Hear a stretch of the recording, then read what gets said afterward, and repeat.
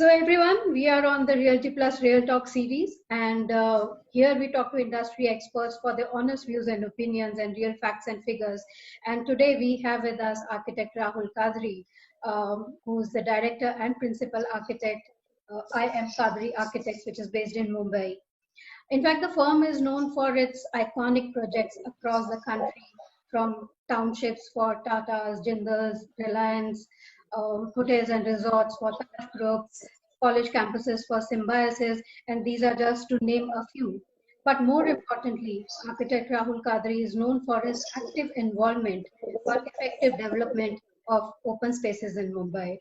So architect Kadri, a very warm welcome to you. Thank you, Sapna.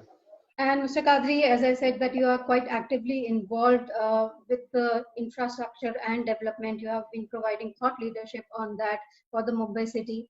So our conversation will be basically more about Mumbai.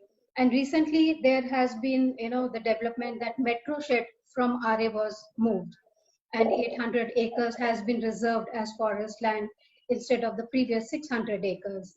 Many people are happy about it, but many others say for construction, for development of the city, and for the cost efficiencies, this was not a very prudent decision.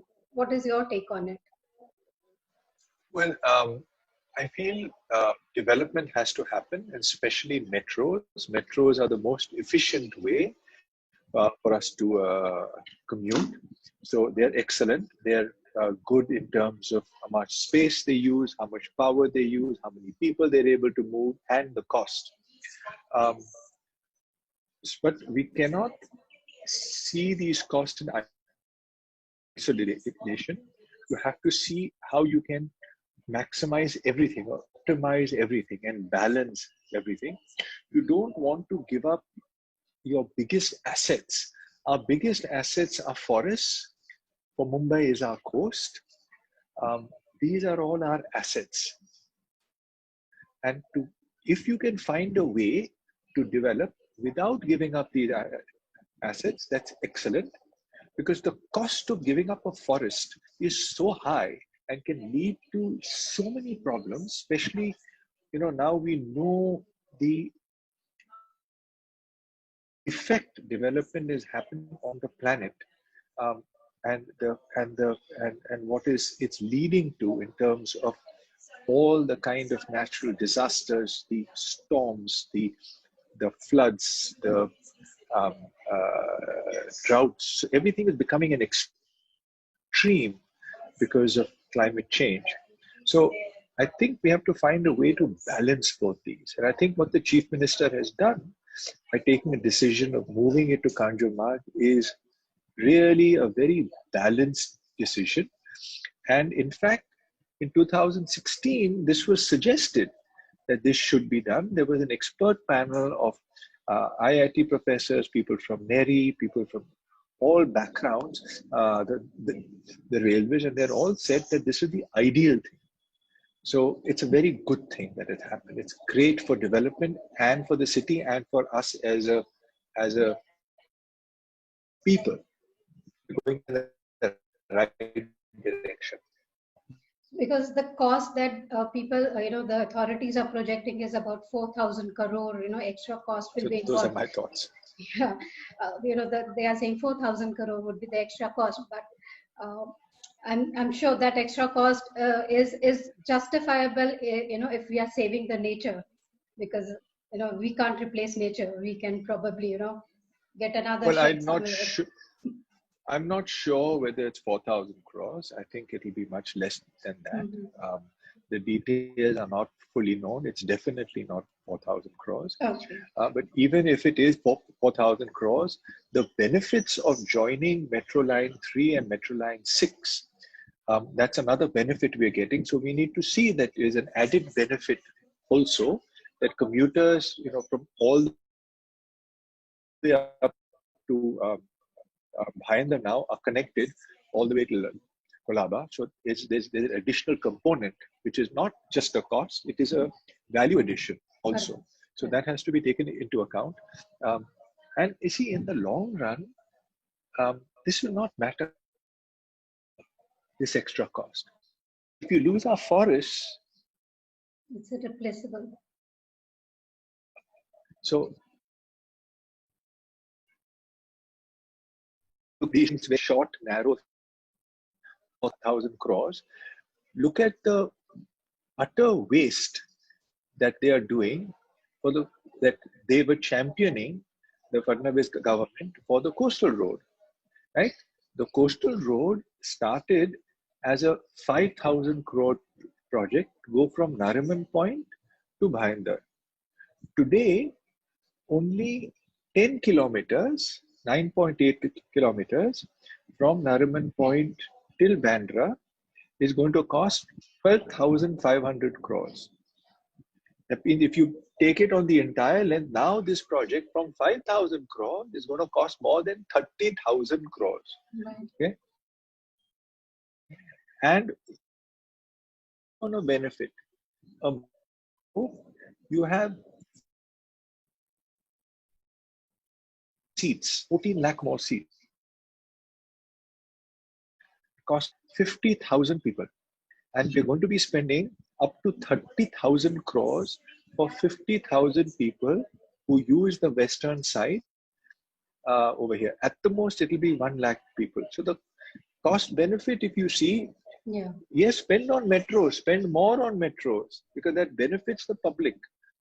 And don't spend on roads, which will, and the coastal road, the destruction it's doing to the entire coastline is unimaginable. I mean, we're losing those spawning sites for the fish, the wildlife, the coral, all of that is being lost forever for really a benefit of a very small population of the city.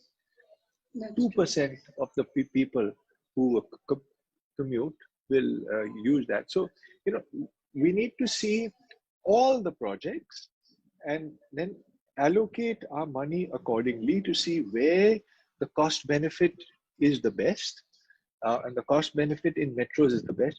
The other mistake we are making as a city is not having all metros underground. Again, they're saying the cost is too high to put it underground, but that's a very short-sighted view. Firstly, why the previous government had to do 15 lines. And if you don't have the money, don't do 15 lines. No? Do 2 lines, then wait 10 years, then do another 2 lines. Because once this is done, it's done for 100 years. You can't do these again and again. These are not something that... So saying you don't have money, therefore all these lines have to be overhead. Overhead just not only ruins the city, but you cannot create a network. And you have overhead, you have to put things only where the road is wide.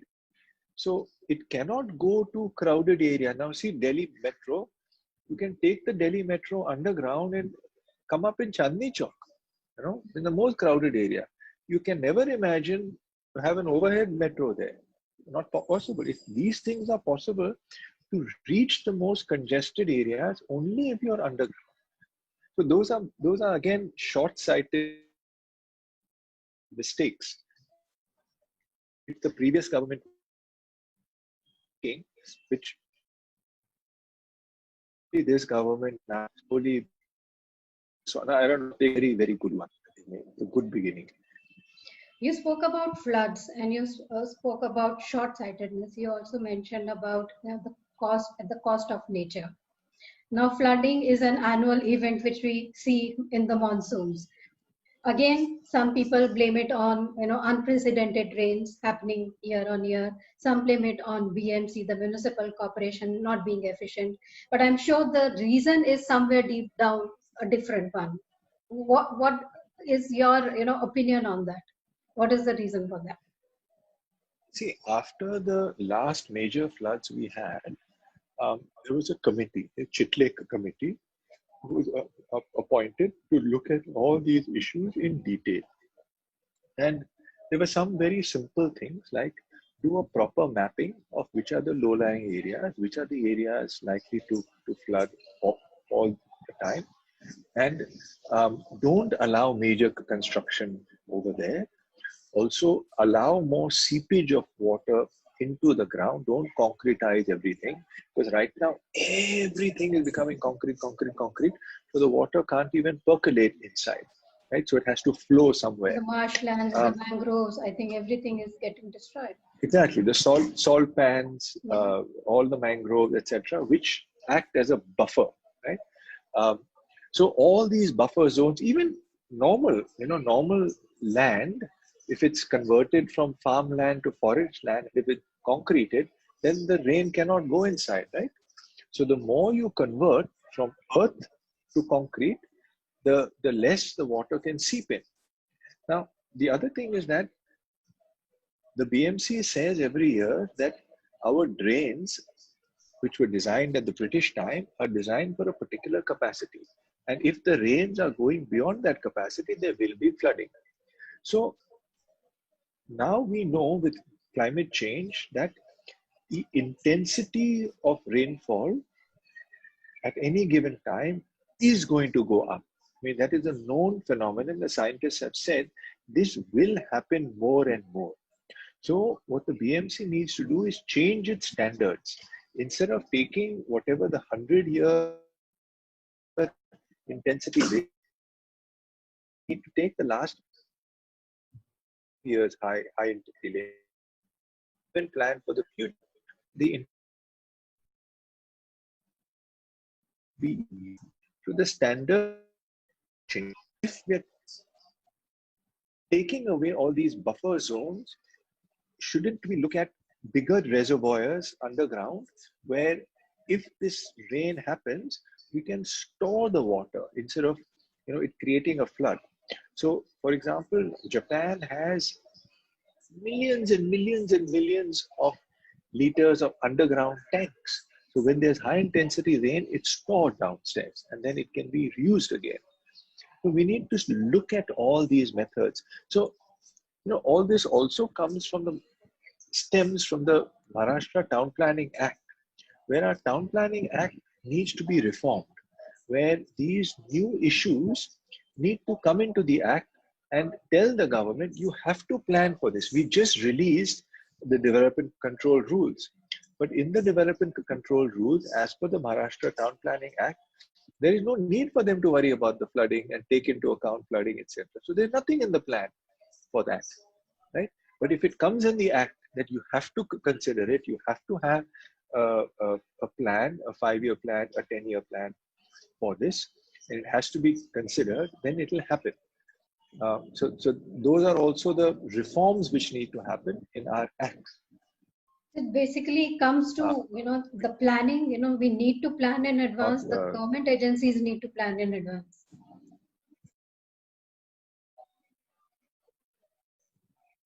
And see, it's also the reforms which need to happen. See, government agencies will only do what is written in the rule books. Ye karna hai, aise karna hai, they will follow that. They have to execute. The policy is made by the politicians. The legislators who we elect, they have to work on reforming. They have to be better informed. So it's really the politicians who need to work on reforms. And ultimately, really, it's the people, right? If we don't tell the politicians, they won't do it.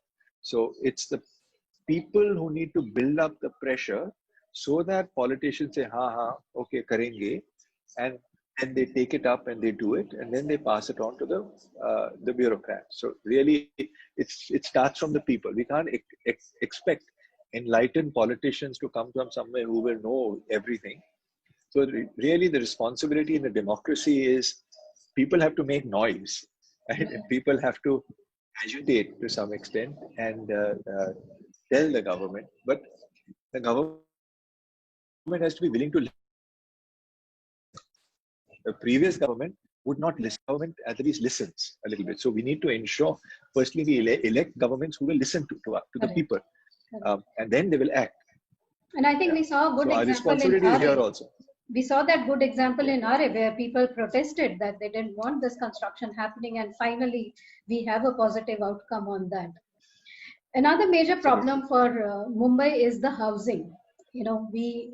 Because of the lack of decent, affordable housing, we see slums because the urban population in metro cities of India is, it keeps growing every year. We are not able to provide affordable housing. Government again has been doing a lot of things like housing for all, PMAY scheme, CLS subsidy that it is giving to uh, the low income group.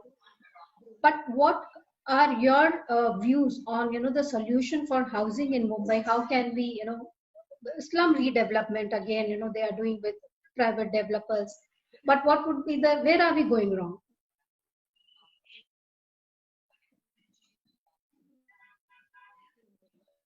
So we all had 50% of people in the city, right? So most 10 million people living in slums, 10 million people living in slums. This, I think, if you see, seems to be uh, very few cities, less than 0.5% of the slums have been redeveloped using the SRA. So SRA is basically a developer comes in, he signs an agreement with 70% of the people living in the slums, goes to the government, makes the application, then the land rights are given to the developer to develop, so that the slum dwellers get free 330 square feet homes, and the developer gets to sell a certain amount and makes a profit. This has been the only method to develop slums, and in the last 23 years, we have done only 0.5% of the number we were supposed to. We were supposed to do over 1 million. We've hardly done 45,000 houses in this method. So if we continue in this way, it is going to take us about 300 years to solve the problem, if at all the problem gets solved, right? So what is going to change? Is anything going to change in this method? I don't think so, because even if more slums are redeveloped in this method, developers will have to sell many more apartments. Now we know that the prices at which developers can sell these apartments have to be high, so they can give the free component to the slum dwellers. But at the prices they want to sell, the absorption rate of Mumbai is about 50,000 houses every month. Every year. So about 50,000, 50 to 60,000 apartments are sold in the city every year. So you cannot sell more than that, right? If you bring the price drastically down, then this equation will not work for giving it free. So this method mathematically cannot do more development. This method will only go at this pace because that is the absorption rate for the city. Right. The other problem with it is that because developers need to sell, they take land, and most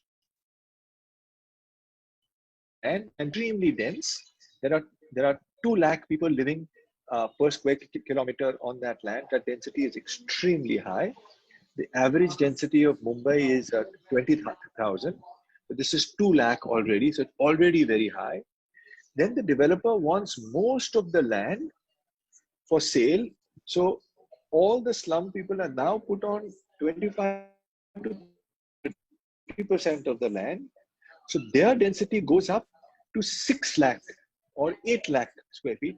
So the density goes so high that there are tremendous health problems.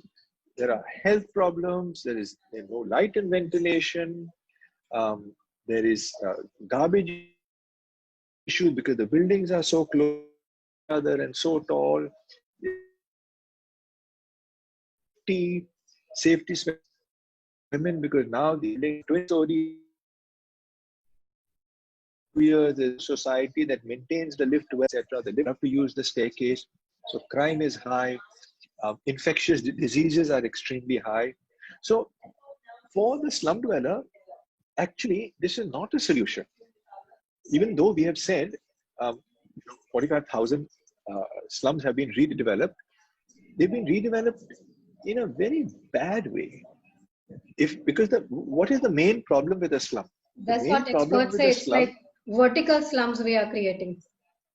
vertical slum, yeah. So the main problem in a slum is health, right?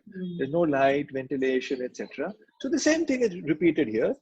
Okay, you get a pakka house, you get a toilet, you get water, that much is solved. But if your breathing is not there, if the quality of air is bad, is stale, if it is dark all the, can you imagine living in a house which is dark all the time? You know, we can't imagine it, that you can, that people live in houses like it, but that is what is happening. So what is that their health and their family's health forever in acceptance of this supposed free house, you know. So it's a deal with the, you know, it's a very bad deal, because you're giving away your entire health of your family and yours for life in exchange for this supposed free house. So it's of no use. So we've been thinking about this. What is the way? um, is self-development the way? Should it be done without a developer? Should there be another other options where, say, NGOs come in? And this is happening in many parts of the country, where NGOs are coming in, they're organizing people in the slums, so they're developing on their own. They put in some money of, because you know most people in slums can afford to take a loan of 5,000 or so. So there's a certain amount they can afford. So maybe 50-60% of the expenditure the slum dwellers can pay themselves. So you sell only a very small part. Um, Profit motive comes when NGOs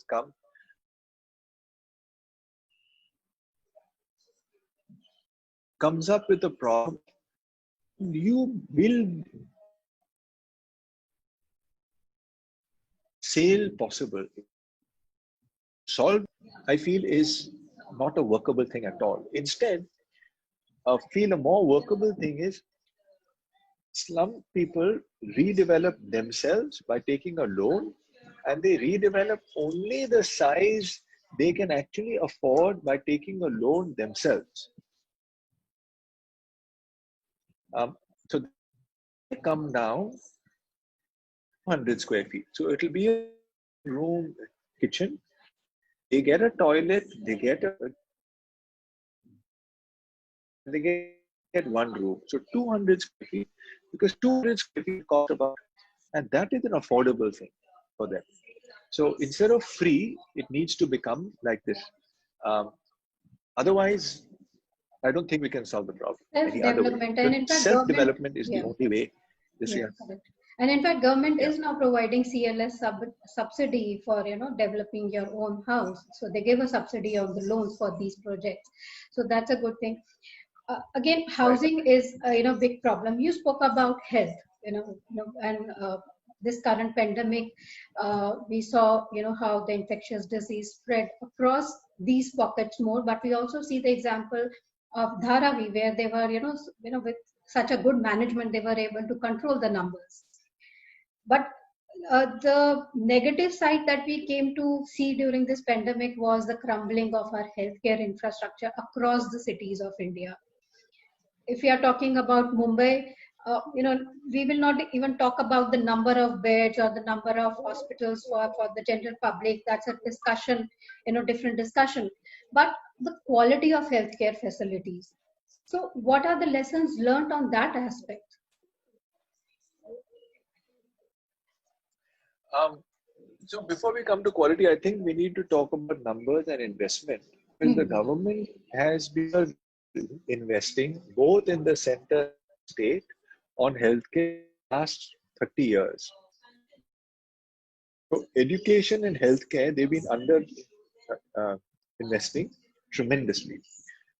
Mumbai has a shortage of, not Mumbai, Maharashtra has a shortage of 35 lakh beds, 35 lakhs shortage as per WHO standards. If you take, we have a shortage of 35 lakh beds. We have a shortage of 2 lakh doctors and 20 lakh nurses, right? So if you have these shortages of such a high amount, how can you provide quality healthcare? You don't have enough beds, you don't have enough doctors, you don't have enough nurses. So our investment in this sector has been extremely poor last 30 years. So first is, yes, we need to invest. We need to get more doctors qualified, we need more nurses qualified, and we need hospitals. Without that, you can't provide anything. Also, what has happened in the architecture of hospitals in the last 20 years, they are building a very old style, which is they're depending tremendously on air conditioners. They have doubly loaded corridors. The corridors are dark. There is no natural ventilation, depending on the air conditioning system. And the air conditioning system, as we know, spreads the diseases. It's a very well-known fact. The sick building syndrome. Many people say you go to an ICU, you get infection of the person next to you, right? So you get more sick in an ICU than you get well. So depending so much on air conditioning, firstly, is wrong. We need to build our hospitals, to be more biophilic, to be more natural, have more fresh. Again, it comes down to breathing. What breathe? What is the quality of breathe? So making quality of oxygens, and generally, if that's fresh air, it is better rather than recycled air. Any air conditioning, only 5% is fresh air. So all these hospitals built in the last 20 years rely too much on air conditioning, which has to change. That is one basic thing which has to change. So you have to be biophilic, be more green. And as soon as you be more green, you take into these factors. So your building cannot be more than 50 meters wide. Right now, our hospitals are really deep, right? Because you've got departments on both sides and corridors, so that doesn't work. And this is still happening. The government hasn't learned that they need to mandate this and change this. I know hospitals which are being built today or which are being designed today by consultants, and they're still making the same mistakes. So we're not learning that you need to be more with nature and natural, rather than rely on older systems or older ways of doing things. So that has to change in the design of hospitals. Yeah, so I think the entire, what is coming out is that, the authorities, the planners, the designers, they are not in sync with the changing times, the changing needs and the changing requirements, whether it is our healthcare, whether it is our city planning, whether it is, keeping, the requirement of the ordinary citizen. That is what is coming out on this conversation. Another very interesting aspect is that, while in other segments we see a lot of professionals are working for the social projects. We have fintech companies working on micro loans for the bottom of the pyramid. We have IT professionals building very affordable gadgets and software for the masses. We have lawyers working for, again, for social projects. But in architecture, we are not seeing a lot of architects working on social projects, probably of housing for the low income or sanitation projects. Why is there this disconnect? That's a very good question.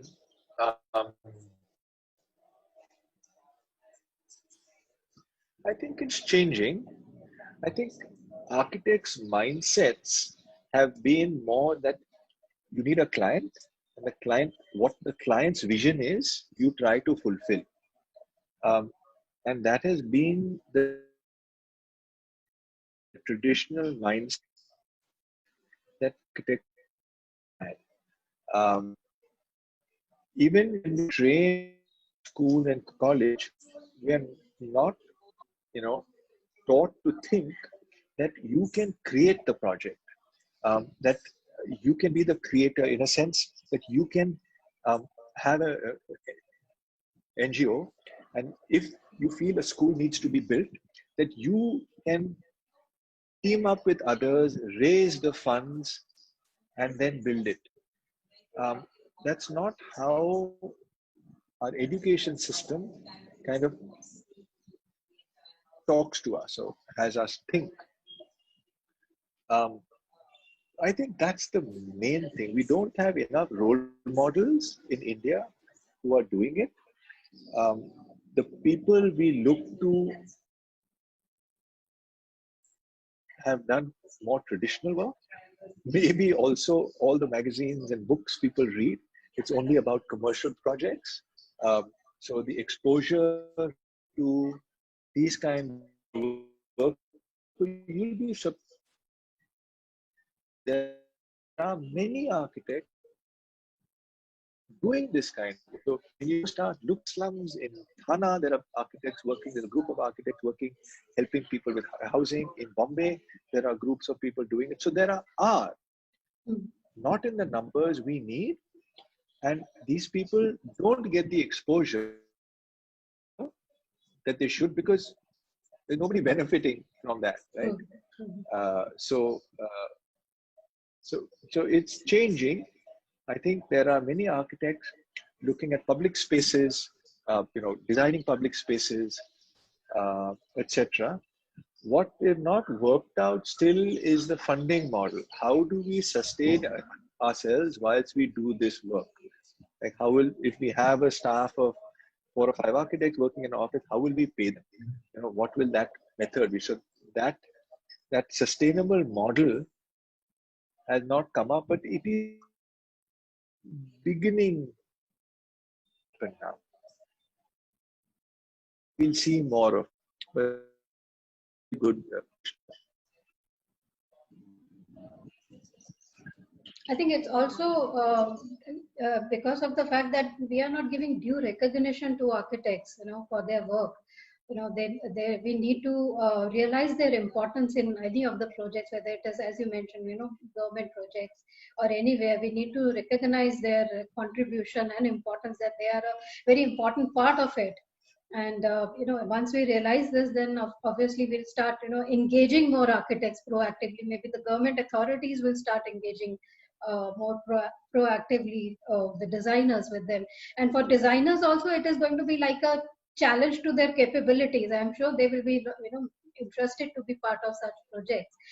But Mr. Kadri, coming to your this thing, you have been associated with a lot of community projects, and you have been, as you mentioned earlier, biophilic architecture is the design philosophy of your firm. So any projects that you would like to cite to give us an example of how to translate this philosophy in a real project?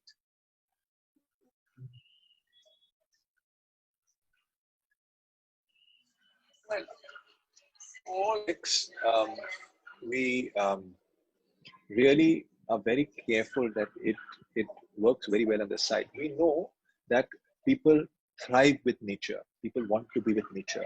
So I'll give you an example. In 2003, my first competition was for a resort in Kuru for Club Mahindra. We had gone to the site, and the person from the company who came, he showed us the site, and I walked around. It was a 23-acre site. I walked around everywhere, up and down, this, that, and the other. And he said, "Sir, phase 1 is supposed to be only over here, and the rest of the site we have to leave."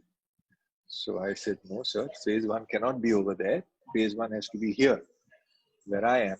So,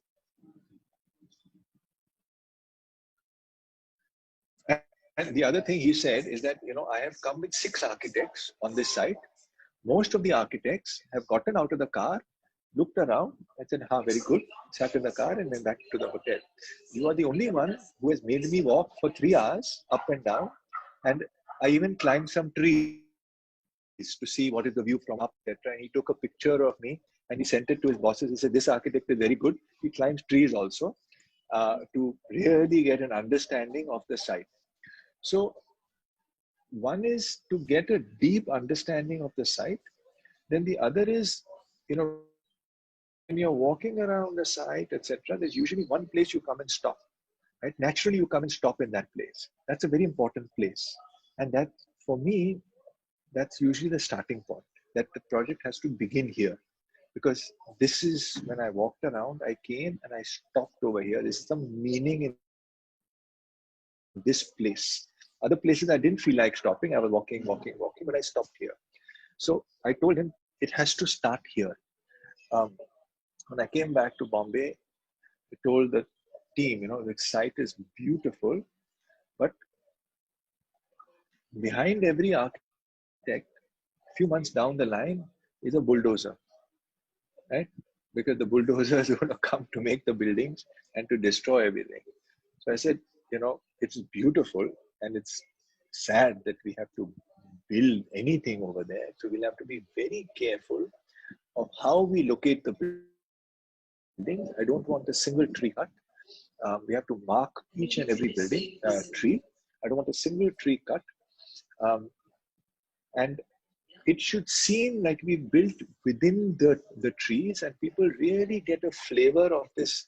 See, it was a coffee plantation. Coffee plantations are like forests because the coffee grows below and they need shade. So I said this aspect of this nature we have to preserve, and we have to start the project over here. So the team said, sir, we are starting here, but the brief has told us we have to start there. We lose the project. I mean, the first competition which we are doing, we lose it. I said, no, but my conscience said it has to be here. But they thought this fellow, he just does what he feels like. He doesn't listen to anybody. So we went and we told them why it has to be over here, why it cannot be over there, what our feeling was, how we need to build it, so that nobody should know that these buildings are built. I don't want to up the hill, halfway down the hill, so that from the road also you can't see any houses, you can't see anything. I said, see, views that people want to stand on top of the hill and they get in many projects. That you're right on top and you get a fantastic view. Here we have a chance for people to look into the forest. So if we build halfway in the hill, in the trees, then we'll be with the birds. Let us make a project with the birds and not on top. So it's all these ideas and thoughts of knowing people love to be with nature. That's how we designed it. We went to sit before it started, tested all buildings. A single tree would be cut. Spent 4 days on moving the building, redesigning the building. Isko udhar karo and isko idhar karo. Normally, nice rectangular building, fatafat banao. But if you go and see Coorg, nothing is straight. Everything is little crooked here and there because the trees had to be. So, responding to the site and understanding the site is crucial in what we do. Even in this pandemic, we got a new project and the team was saying, no, sir, you can't go to site. I said, I don't go to site. I can't start the project. I have to spend 1 day at the site. I have to see sunset, sunrise, and the middle of the day to see the movement of the sun on the site. Till then, I'm able to design. So, concern with nature is built into the DNA of the office, and this is there in all the projects we do. And this is really started from my father's time. But even his projects, a lot of these thoughts and respect for nature, etc., comes from him. And it also comes from the fact that I spent my formative years in a boarding school in Nainital. And I was not paying attention in the class, but my mind was more in the forest, and I was be walking in the forest most of the time. I just was concerned that pass ho jayenge to theek hai, otherwise just be with nature. So that in my formative years, that has had a very deep impact on that connection with nature. We try to take that in all the projects.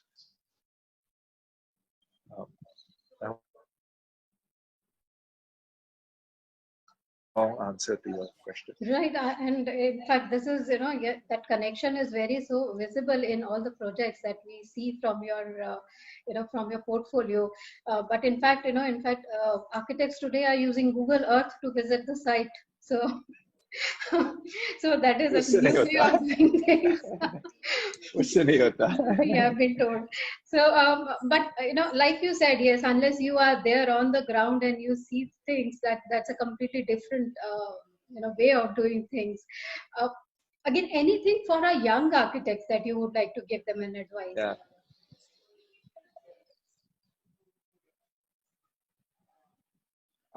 Anything for a young architect? Yes. Think of the user, talk to the user as much as you can, and find out their aspirations. What is their highest aspiration? What is going to make their life really, really better? Think about your client, but think about the users more. And your building will affect society. Whatever you do will affect society. So you need to think first of the user, then make sure it's economically viable for your client, and what impact it will have on society as a whole, and then design. So creating your strategic vision before the project, after really understanding how your project can transcend what in this particular thing, what it can do better than everybody else has done in enhancing the life of the user. So we don't look at shapes and forms independent of human values and what the human being are going to do over there. So it has to benefit the life of the users. That is important. And put things in order of priority, in order of importance. And these are the more important things and these are the less important things with your client. So I would say have a process of creating your strategic vision very carefully. That's a very good advice. First the user and then the society at large. That should be the priorities for any designer. But thank you so much, Architect Kadri, for sharing your valuable views and thoughts and sharing your time with us. So it was a pleasure talking to you. Thanks for your conversation and have a good day. Thank you so much, Sapna. Thank you, Sapna. Thank you so much.